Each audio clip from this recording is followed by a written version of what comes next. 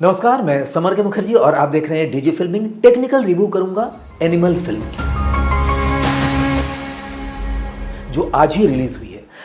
इस फिल्म का मैं टेक्निकल रिव्यू करूं या इमोशनल रिव्यू, इसके द्वंद्व में मैं फंसा हुआ हूं, क्योंकि अब तक मैं टेक्निकल रिव्यू सिर्फ करता आया हूं। लेकिन इस फिल्म को देखने के बाद लगा कि इसका इमोशनल रिव्यू बहुत ज़रूरी है। लेकिन इससे पहले कि मैं आगे बढ़ूं, मैं इस फिल्म का लॉग लाइन आपको बताना चाहता हूं कि इसका अगर वन लाइन में इस कहानी को बताया जाए तो कैसे बताई जाएगी। एनिमल एक पिता और पुत्र के बीच गहन और जटिल रिश्ते की कहानी है। पिता और परिवार पर जब विपत्ति आती है तो बेटा एक दुश्मन प्रतिद्वंदी के खिलाफ प्रतिशोध की राह पर चल पड़ता है और अपने मकसद के लिए अपने उसूल को भी तोड़ता है। जैसा कि आपको लॉग लाइन से ही समझ में आ रहा होगा कि इसमें इमोशन भर के है, यानी पिता पुत्र के प्रति जो इमोशनल टच होना चाहिए वो इसके अंदर पूरी तरह से दर्शाया गया है। और सिर्फ पिता पुत्र ही नहीं, बल्कि एक पति और पत्नी के बीच, एक भाई और एक बहन के बीच, एक दोस्त के बीच, ये सारी चीज़ें इसमें इमोशनली दिखाया गया है। और जब कोई फिल्म आपके इमोशन को टच करता है ना, तो सारी टेक्निकल चीज़ें धरी की धरी रह जाती है। कितना भी अच्छा टेक्निकल काम क्यों ना हो, अगर इमोशन नहीं है फिल्म में तो वो फिल्म नहीं चलती है। और अगर इमोशनली आप स्टोरी टेलिंग के माध्यम से लोगों को टच कर दिया, यानी दिल को छू लिया, तो अगर कुछ चीज़ें कमज़ोर भी हैं, सिनेमाटोग्राफी हो, एडिटिंग हो, कलर हो, या किसी भी तरह का पृष्ठभूमि यानी बैकग्राउंड हो, सेटिंग हो, आर्ट डायरेक्शन हो या कॉस्ट्यूम, तो उसके बिना भी आपकी फिल्म चल जाती है। तो सबसे पहले बात करते हैं डायरेक्शन की। संदीप रेड्डी ने इसे डायरेक्ट किया। इससे पहले इन्होंने कबीर सिंह जैसी ज़बरदस्त सफल फिल्में दी, और ये अपने कहानी के प्रति इतना सजग रहते हैं और इतना विश्वास के साथ उसे दिखाते हैं, यानी स्टोरी टेल करते हैं। आपको देखते ही समझ में आ जाएगा कि उन्हें पता है कि क्या चीज़ लोगों को पसंद आएगा, क्या चीज़ लोगों को पसंद नहीं आएगा। नॉर्मली जो डायरेक्टर किसी चीज़ को करने से घबराते हैं, या हम भी सोचते हैं कि यार ये दिखाना चाहिए, इतना ज़्यादा नहीं दिखाना चाहिए, थोड़ा सा कम करें, लेकिन वो सोचते हैं कि ये से दिखाना है तो दिखाना है, उसमें वो अपनी जी जान लगा देते हैं। चाहे एडिटिंग के रूप में हो, सिनेमाटोग्राफी के फ्रेमिंग के रूप में हो, या स्टोरी टेलिंग के रूप में हो, स्टोरी लिखने के प्रति हो, डायलॉग्स के प्रति हो, या स्क्रीन प्ले को सजाने के प्रति हो, तो इसमें इनको पूरा मार्क्स मिलता है। मुझे लगता है अभी फिल्म का आगे क्या होगा मुझे पता नहीं है, क्योंकि आज फर्स्ट डे मैं देख के आ रहा हूँ। तो मुझे लगा कि डायरेक्टर ने ये सोच रखा था कि हमें क्या कहना है और किस ढंग से पब्लिक को 3 घंटा 22 मिनट, बहुत लंबी फिल्म होती है, 3 घंटा 22 मिनट तक बांधे रखना है, ये उसे पता है। कब हाफ टाइम हो जाता है, कब इंटरवल हो जाता है, कब फिल्म खत्म हो जाती है, पता नहीं चलता, और यही इस डायरेक्टर की सबसे बड़ी खूबी हो सकती है। अब बात करेंगे एक्टिंग की। वैसे टेक्निकल रिव्यू में मैं कभी भी एक्टिंग की बात नहीं करता हूँ, क्योंकि टेक्निकल बात ही करना ज़्यादा अच्छा रहता है, लेकिन इस फिल्म के लिए मुझे एक्टिंग पर भी आना पड़ेगा। देखिए, कोई भी डायरेक्टर कितना भी बढ़िया क्यों ना हो, अगर एक्टर अच्छे ढंग से परफॉर्म नहीं कर पाया तो आप ज़्यादा देर तक दर्शकों को होल्ड नहीं करा पाएंगे। लोगों को लगेगा यार इसके बाद का सीन देख लेते तो अच्छा रहता है। साथ में अगर रिमोट है तो रिमोट से उसे फॉरवर्ड करेगा। सिनेमा हॉल में तो कोई चारा नहीं होता है। वैसे तो सारे एक्टर, लेकिन विशेषकर मैं रणबीर कपूर की बात करूँगा। उन्होंने जिस तरह से हर फ्रेम में अपने आप को जस्टिफाई किया है एक्टिंग के प्रति, यानी पर काया प्रवेश में जिस तरह से सफल रहे हैं, वो ज़बरदस्त है। इससे पहले की 2-3 फिल्में थी जिसे मैंने देखा, उसमें उनकी एक्टिंग उतना कोई खास नहीं लगा, लेकिन इसमें लगा कि उन्होंने दिल से एक्ट किया है और ज़बरदस्त एक्ट किया है।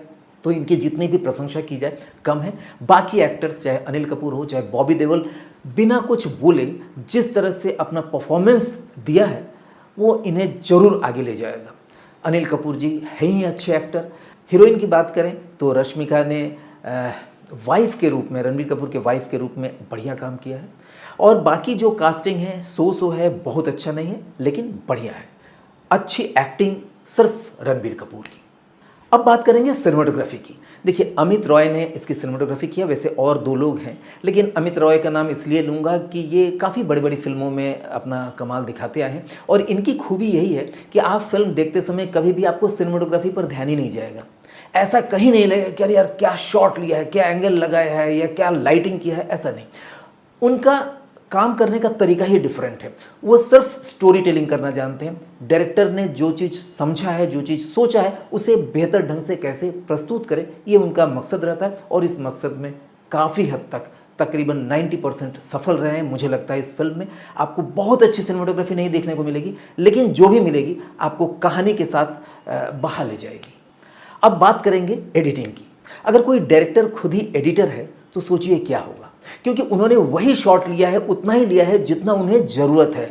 दूसरे एडिटर अगर रहता है, अगर फिल्म को डायरेक्ट किसी ने किया, सिनेमेटोग्राफी किसी ने किया और एडिटिंग दूसरा कोई कर रहा है, तो रफ एडिटिंग के दौरान बहुत सारे शॉट काट दिए जाते हैं। बाद में डायरेक्टर भले ही बैठ करके बोलता है नहीं नहीं ये वाला शॉट निकालो, ये लगाते हैं, लेकिन खुद ही अगर डायरेक्टर एडिटर है तो उसका काम ज़बरदस्त होगा। और इतनी लंबी फिल्म को अगर कोई दूसरा एडिट करता तो डेफिनेटली 3 घंटे से कम का एडिट करता, लेकिन इन्होंने इस ढंग से एडिटिंग किया कि 3 घंटे 22 मिनट के होने के बाद भी आपको कहीं पर बोरिंग नहीं लगेगा। शॉट को इस तरह से और मेनली सीन्स को आगे पीछे करके ऐसा लग रहा था देख करके कि स्क्रिप्ट लिखते समय सीन की जो क्रम है इस ढंग से नहीं रहा होगा जो कि एडिटिंग के समय किया गया। जहाँ पर भी लग रहा है कि हाँ ये बोझिल होने जा रहा है, तो वो पहले का या बाद के किसी सीन को अंदर इस तरह से प्लेस किया है इन्होंने कि आपको देखने में मज़ा भी आएगा और हर जगह पर लगेगा कि अच्छा नेक्स्ट क्या होगा, अच्छा ये सीन तो पहले का है ना, तो इसके बाद क्या क्या होगा, ये आपको हर जगह देखने को मिलेगा और सीखने को भी मिलेगा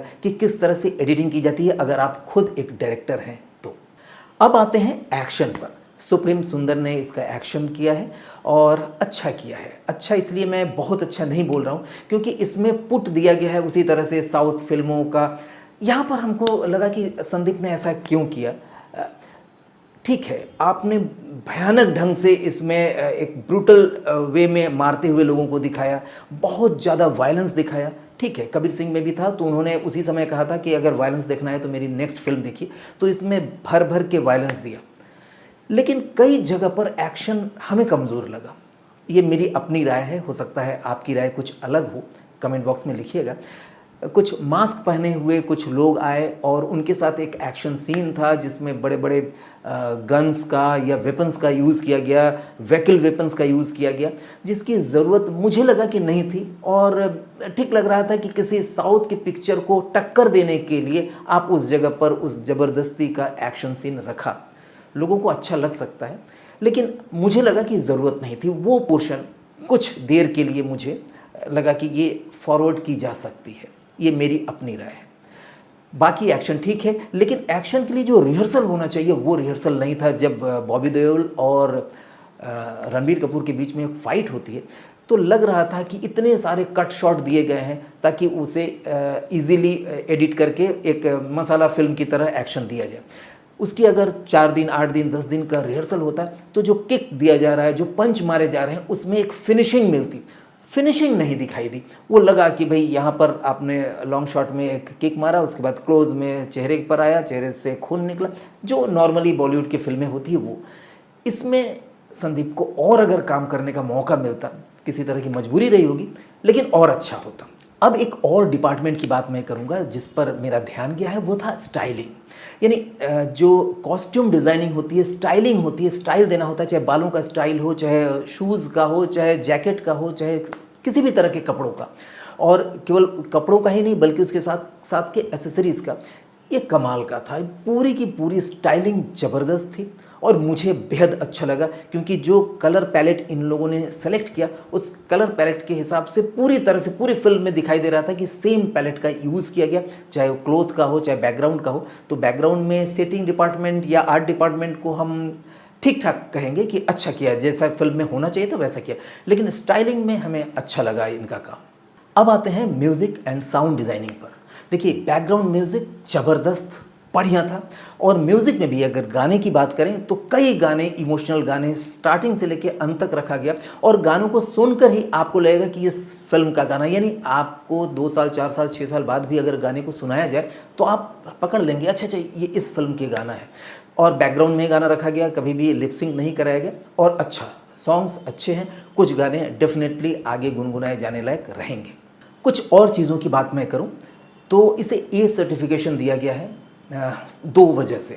एक तो वायलेंस ज़बरदस्त है, बच्चे उसके हो सकता है सह ना पाए, लेकिन बच्चे भी आजकल वायलेंस देखते के आदत पड़ गया है। वो अगर वीडियो गेम भी खेलते हैं तो इससे ज़्यादा वायलेंस उसके अंदर देखा जाता है।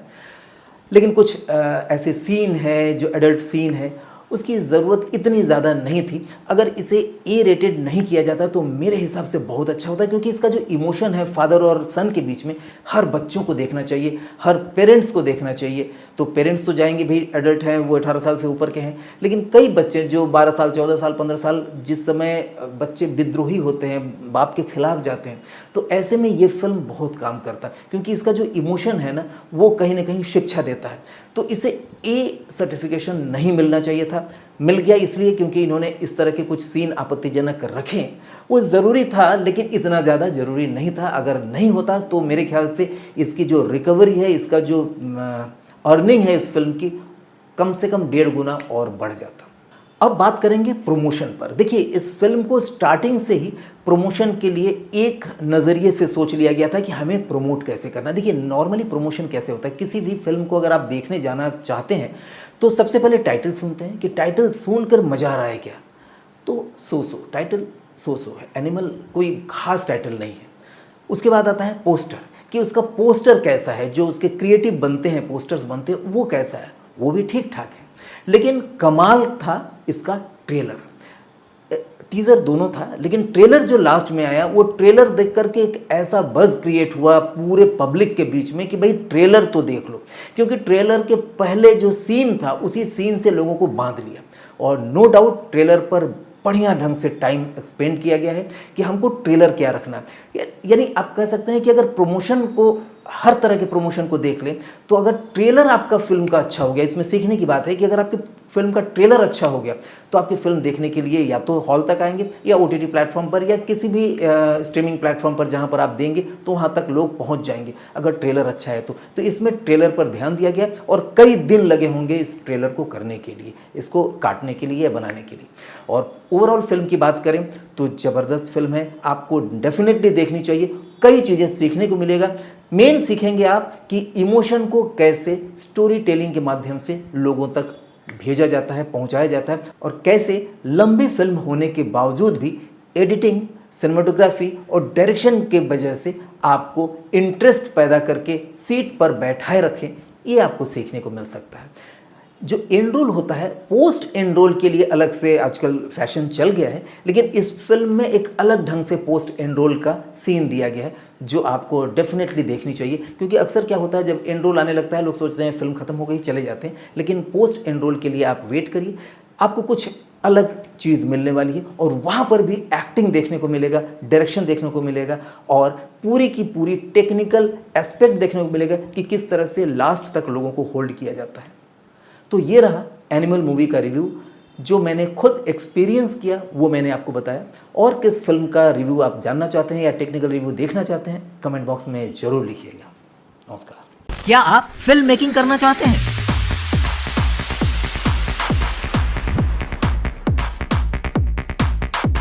या इससे जुड़े किसी करियर को अपनाना चाहते हैं?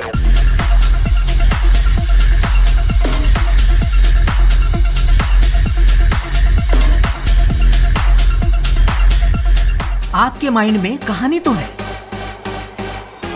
पर उसे आप प्रोफेशनली लिख नहीं पाते, है ना? एक प्रोफेशनल डायरेक्टर बनना चाहते हैं, पर शुरुआत कैसे करें? या फिर आपको भी कमर्शियल सिनेमेटोग्राफर या एडिटर बनने की तमन्ना है? तो आइए मेरे साथ सीखते हैं professional film making DG filming YouTube channel पर, बिल्कुल फ्री। और हाँ, अगर आप चाहते हैं तो हमारे world class IFTA online film making course को भी ज्वाइन कर सकते हैं। DG फिल्मिंग YouTube चैनल को सब्सक्राइब करिए और ज्यादा जानकारी के लिए 7303330270 पर एक कॉल करिए। याद रखिए, DG फिल्मिंग यानी फिल्म मेकिंग एनसाइक्लोपीडिया।